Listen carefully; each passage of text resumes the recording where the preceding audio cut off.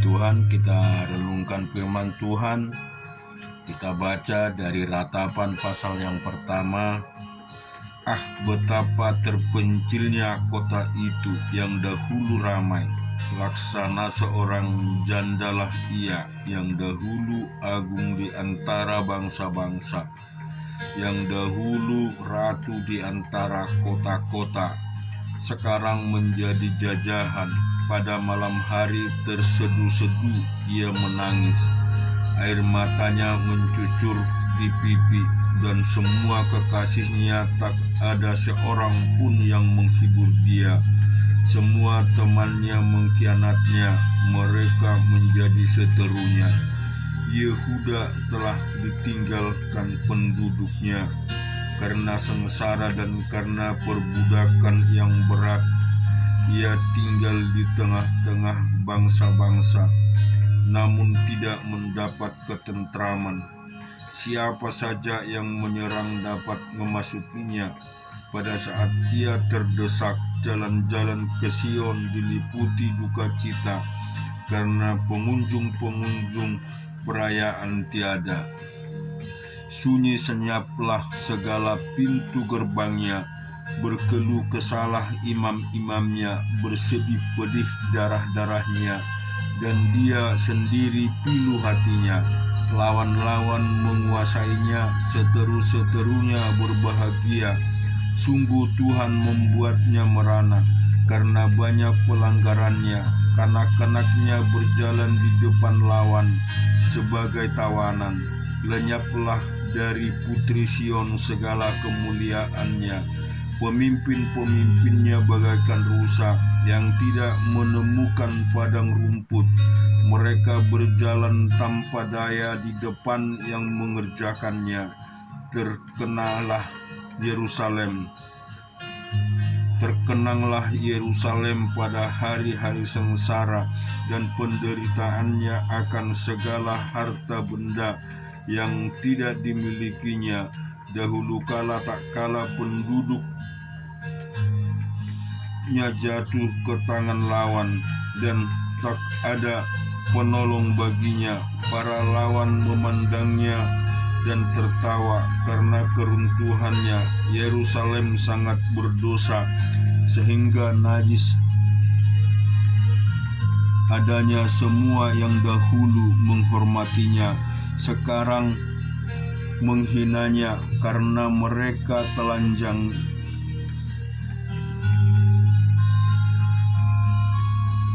Karena melihat telanjangnya, dan dia sendiri berkeluh kesah dan memalingkan mukanya. Kenajisannya melekat pada ujung kainnya. Ia tak berpikir akan akhirnya, sangatlah dalam ia jatuh, tiada orang yang menghiburnya.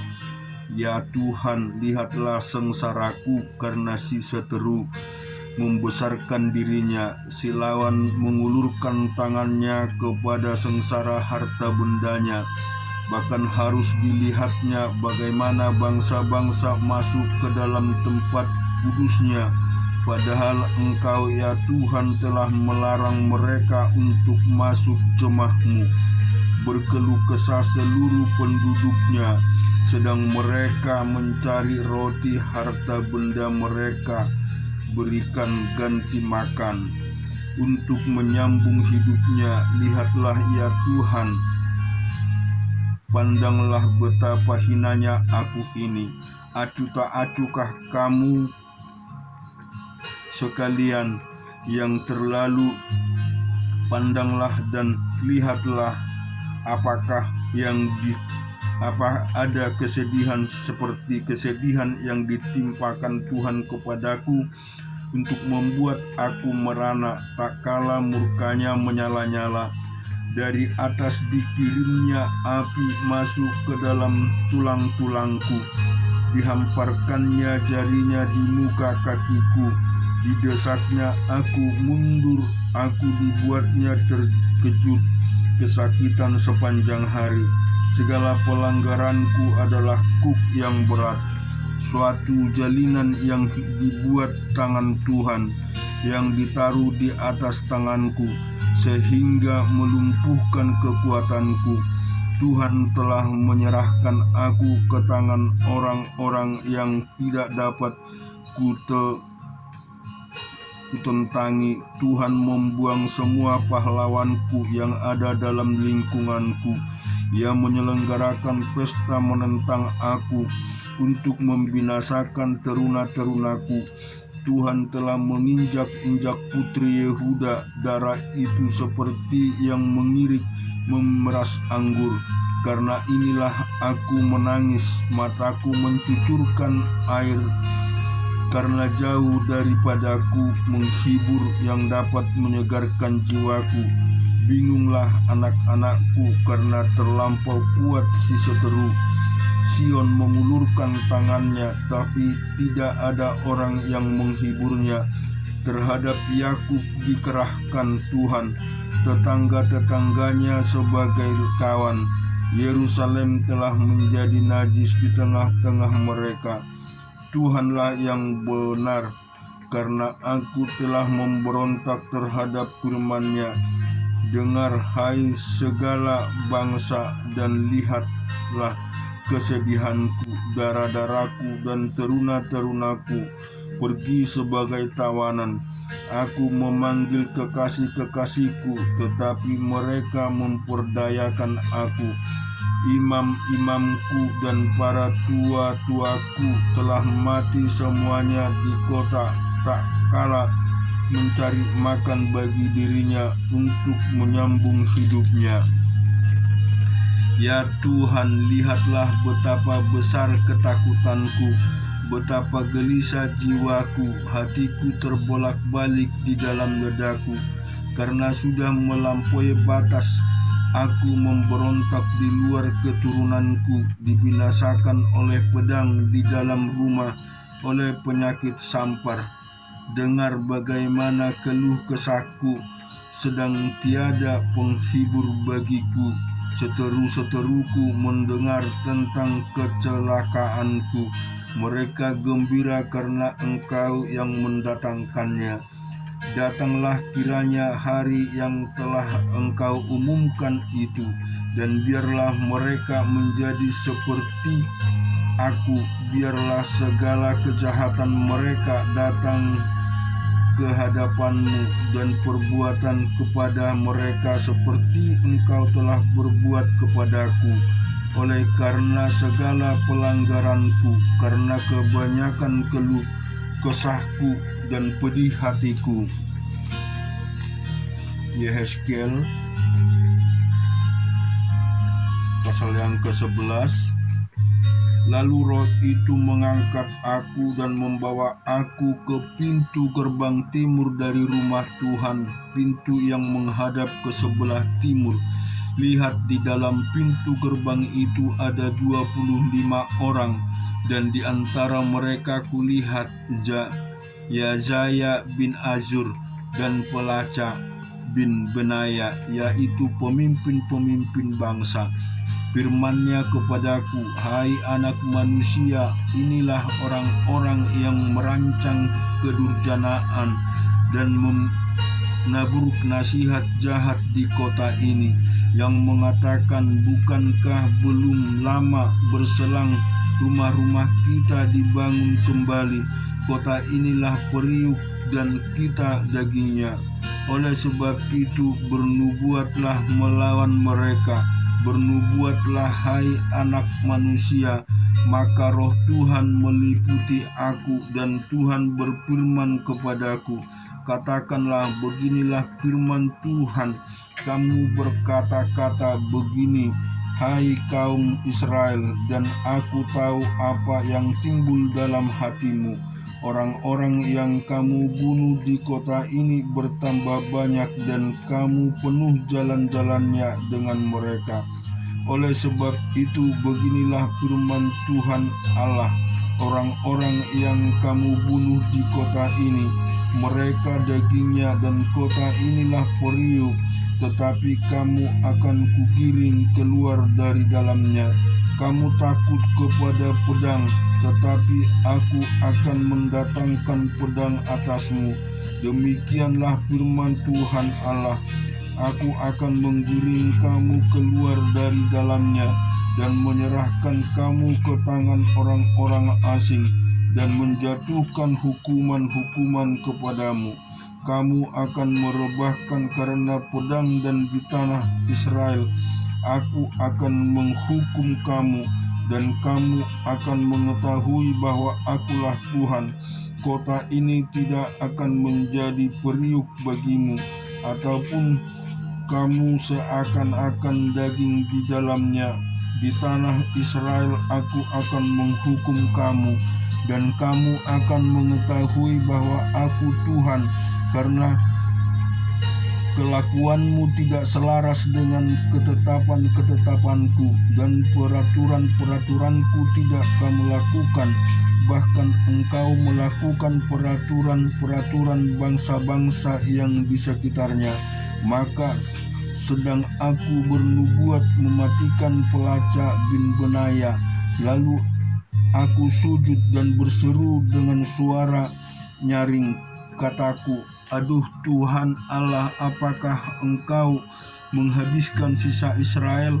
Kemudian datanglah firman Tuhan kepadaku, hai anak manusia, penduduk-penduduk Yerusalem berkata tentang semua saudara-saudaramu, tentang kaum kerabatmu dan segenap kaum Israel dalam keseluruhannya. Mereka telah jauh dari Tuhan. Kepada kami tanah ini diberikan menjadi miliknya. Oleh sebab itu katakanlah begini firman Tuhan Allah, walaupun aku membawa mereka jauh-jauh di antara bangsa-bangsa dan menyerahkan mereka di negeri-negeri itu, dan aku menjadi tempat kudus yang sedikit artinya bagi mereka di negeri-negeri di mana mereka datang. Oleh sebab itu katakanlah beginilah firman Tuhan Allah, aku akan menghimpunkan kamu dari bangsa-bangsa dan mengumpulkan kamu dari negeri-negeri di mana kamu berserak, dan aku akan memberikan kamu tanah Israel. Maka sesudah mereka datang di sana, mereka akan menjauhkan segala dewa-dewanya dan menjijikkan dan segala perbuatan-perbuatan yang keji dari tanah itu. Aku akan memberikan mereka hati yang lain dan roh yang baru di dalam batin mereka. Juga aku akan menjauhkan dari tubuh mereka hati yang keras dan memberikan mereka hati yang taat, supaya mereka hidup menurut segala ketetapanku dan peraturan-peraturanku dengan setia. Maka mereka akan menjadi umatku, dan aku akan menjadi Allah mereka. Mengenai mereka yang hatinya berpaut pada dewa-dewanya yang menjijikkan dan pada perbuatan-perbuatan yang keji, aku akan menimpakan kelakuan mereka atas kepalanya sendiri. Demikianlah firman Tuhan Allah. Maka kerub-kerub itu mengangkat sayap mereka, dan roda-rodanya bergerak bersama-sama dengan mereka, sedang kemuliaan Allah Israel berada di atas mereka. Lalu kemuliaan Tuhan naik ke atas dari tengah-tengah kota dan hinggap di atas gunung yang di sebelah timur kota.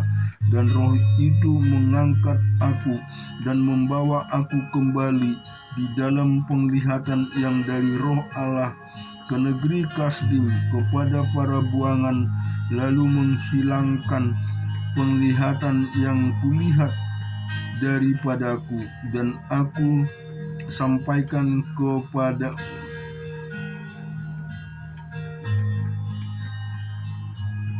para buangan itu segala sesuatu yang diperlihatkan Tuhan kepadaku. Dan juga kita baca di 2 Samuel pasal yang ke-20.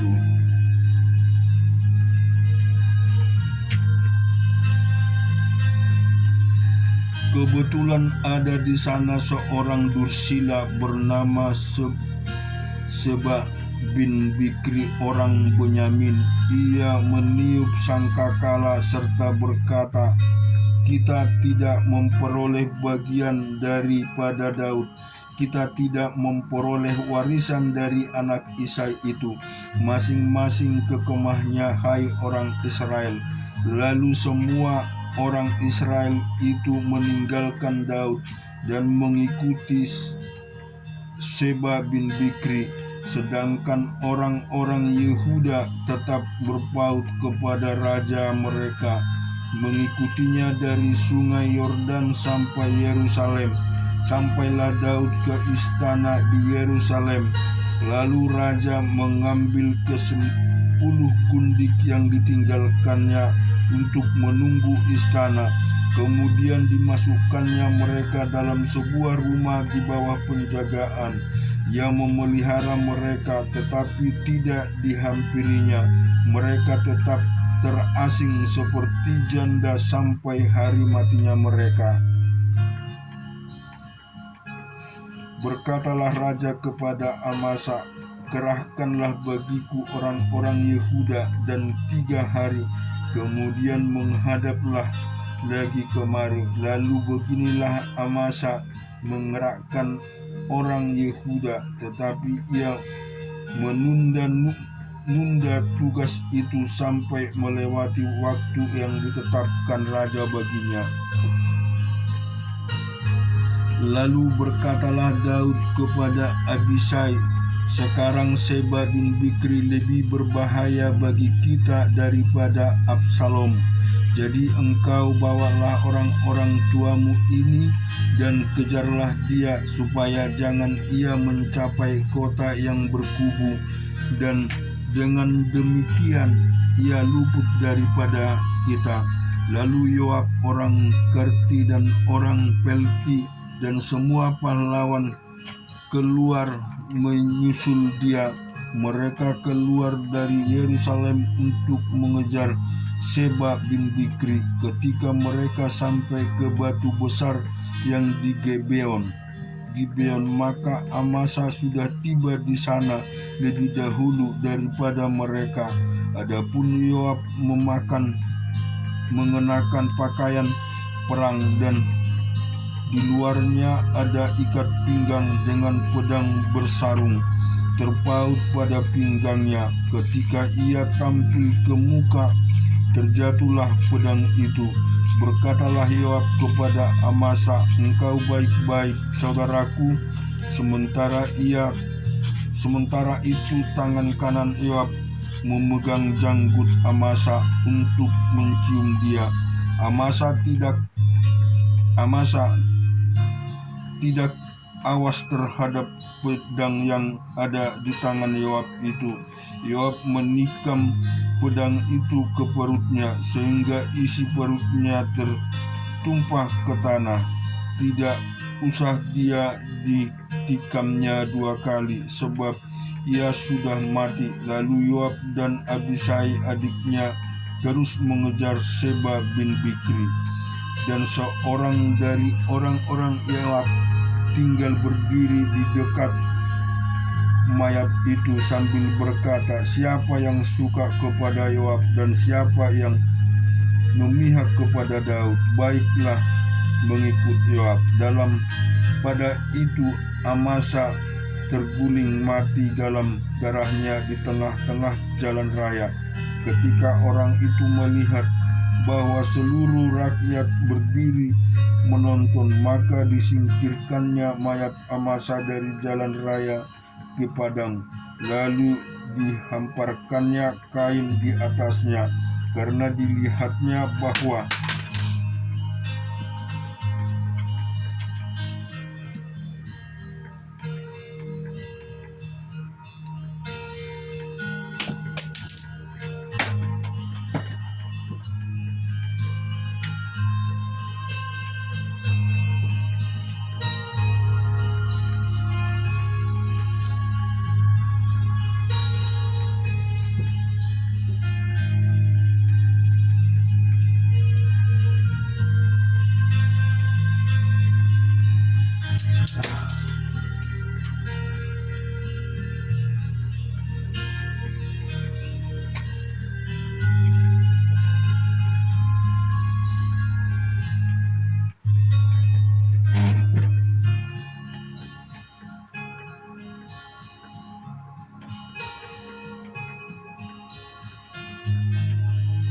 Setelah dijauhkannya mayat itu dari jalan raya, maka semua orang itu berjalan terus mengikuti Yoab untuk mengejar Seba bin Bikri, sebab telah melintasi daerah semua suku Israel menuju Abel Bet Maka, dan semua orang Bikri telah berkumpul dan mengikuti dia. Tetapi sampailah orang-orang Yoab lalu mengepung dia di Abel Bet Maka. Mereka menimbun tanah menjadi tembok terhadap kota ini, dan tembok ini merapat sampai ke tembok luar. Sedang seluruh rakyat yang bersama-sama dengan Yoab menggali tembok kota itu untuk meruntuhkannya.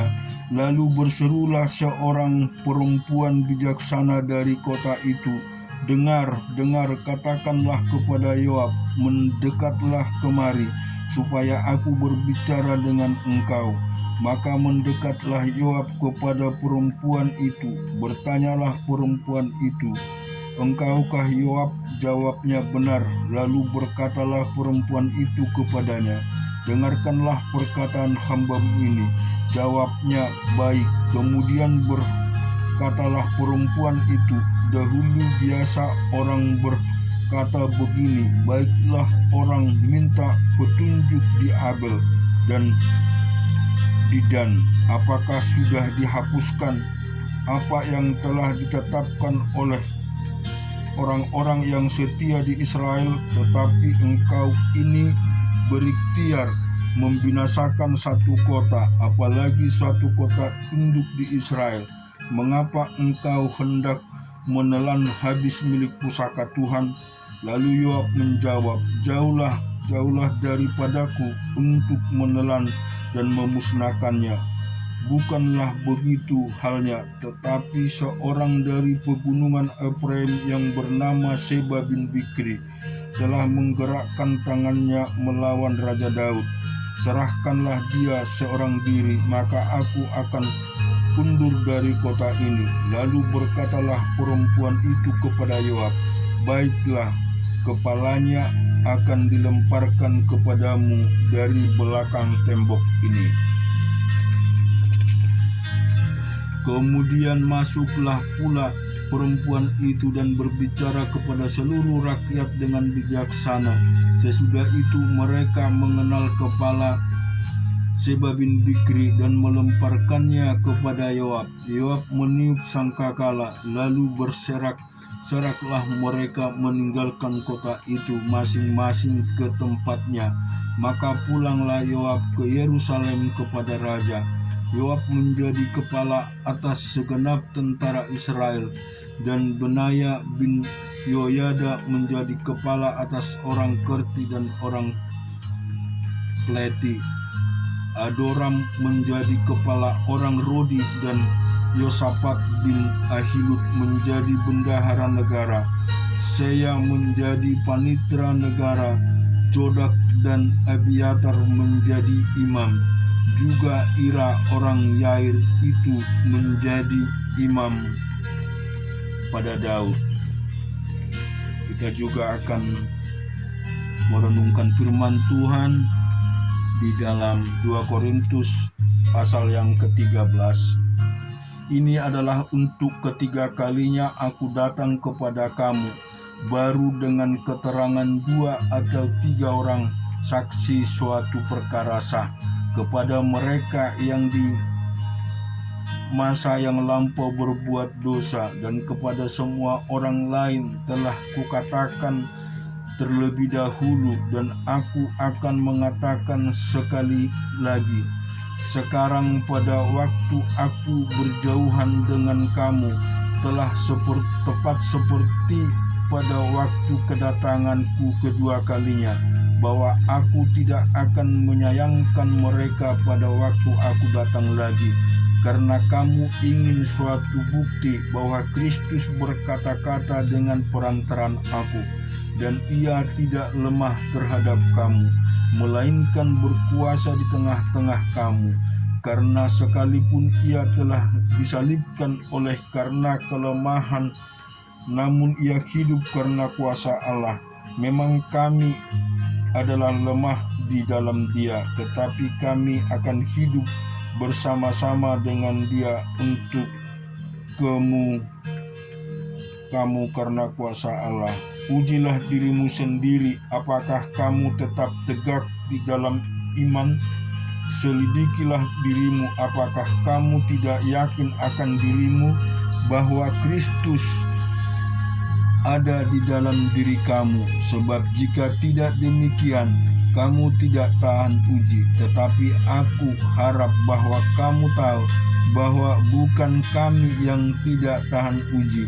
Kami berdoa kepada Allah agar kamu jangan berbuat jahat, bukan supaya kami ternyata tahan uji, melainkan supaya kamu ini boleh berbuat apa yang baik, sekalipun kami sendiri tampaknya tidak tahan uji. Karena kami tidak dapat berbuat apa-apa melawan kebenaran, yang dapat kami perbuat ialah untuk kebenaran. Sebab kami bersukacita apabila kami lemah dan kamu kuat. Dan inilah yang kami doakan, yaitu supaya kamu menjadi sempurna. Itulah sebabnya sekali ini aku menulis kepada kamu ketika aku berjauhan dengan kamu, supaya bila aku berada di tengah-tengah kamu, aku tidak terpaksa bertindak keras menurut kuasa yang dianugerahkan Tuhan kepadaku, untuk membangun dan bukan untuk meruntuhkan. Akhirnya saudara-saudaraku, bersukacitalah, usahakanlah dirimu supaya sempurna, terimalah segala nasihatku, sehati pikirlah kamu dan hiduplah dalam damai sejahtera. Maka Allah, sumber kasih damai sejahtera, akan menyertai kamu.